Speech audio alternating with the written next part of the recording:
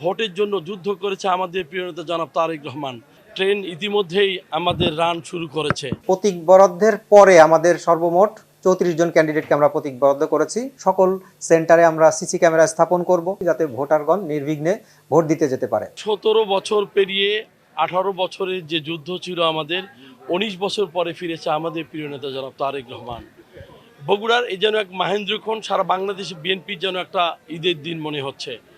সকল জল্পনা কল্পনার অবসান ঘটিয়ে ট্রেন ইতিমধ্যেই আমাদের রান শুরু করেছে। নির্বাচনীর আজকে প্রতীক বরাদ্দর মধ্য দিয়ে বাংলাদেশের সকল মানুষের আশা আকাঙ্ক্ষা এরকম প্রতীক্ষার যে মার্কা, ধানের শীষ মার্কা হাতে পেয়ে নিজেকে কৃতজ্ঞতা স্বীকার করছি। অত্যন্ত গর্বের বিষয়, বাংলাদেশে এই প্রথম নির্বাচন করছেন আমাদের পার্টির সম্মানিত চেয়ারম্যান জনাব তারেক রহমান।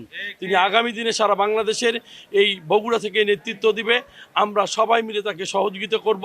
প্রতীক বরাদ্দের পরে আমাদের সর্বমোট 34 জন ক্যান্ডিডেটকে আমরা প্রতীক বরাদ্দ করেছি। সবকিছু শান্তিপূর্ণভাবে সম্পন্ন হয়েছে। আমরা প্রতীক বরাদ্দের পূর্বে যেটি করেছি সেটি হলো আমাদের যারা নির্বাচনী এই কার্যক্রমের সাথে সংযুক্ত, বিশেষ করে প্রার্থী, ওনার সমর্থক এবং অন্যান্য রাজনৈতিক দল সহ সংশ্লিষ্ট সকলকে আমরা আসন্ন ত্রয়োদশ জাতীয় সংসদ নির্বাচন এবং গণভোটের বিষয়ে সকলকে বিভিন্ন রকমের আচরণবিধি প্রতিপালনের যে নির্দেশনা আছে সেটি সকলকে অবগত করেছি।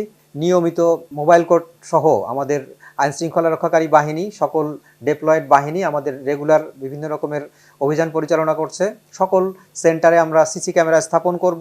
পাশাপাশি যে সকল জায়গায় ইলেকট্রিসিটি অথবা যাতায়াতের কোনো সমস্যা আছে সেই সকল জায়গাতে আমরা সকল ব্যবস্থা করছি যাতে ভোটারগণ নির্বিঘ্নে ভোট দিতে যেতে পারে। আর পাশাপাশি আমরা যেটি সবচেয়ে বেশি গুরুত্ব দিয়েছি সেটি হলো অনলাইনে অথবা সোশ্যাল মিডিয়ায় অথবা পার্সোনাল কোনোভাবে কেউ যদি অপতথ্য ছড়ায়, মিস ইনফরমেশন মানুষকে দেয় অথবা এআই জেনারেটেড কোনো ডিসইনফরমেশন যদি ছড়ায়, যদি কেউ করে তাহলে কিন্তু সর্বোচ্চ আইনের ব্যবস্থা তাদের বিরুদ্ধে নেওয়া হবে। যে কোনো সময় সাহায্য চাইলে আমরা সহযোগিতা করতে প্রস্তুত আছি এবং সকলকে বলেছি যে আচরণ বিধিমালা প্রতিপালনের জন্য সর্বোচ্চ আমরা আইন প্রয়োগ করব এবং সকলে যেন আমাদেরকে সহযোগিতা করে।